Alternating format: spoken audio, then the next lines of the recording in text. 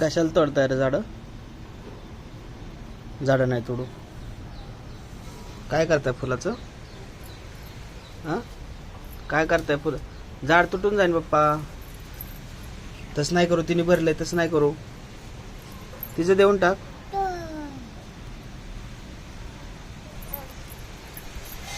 परत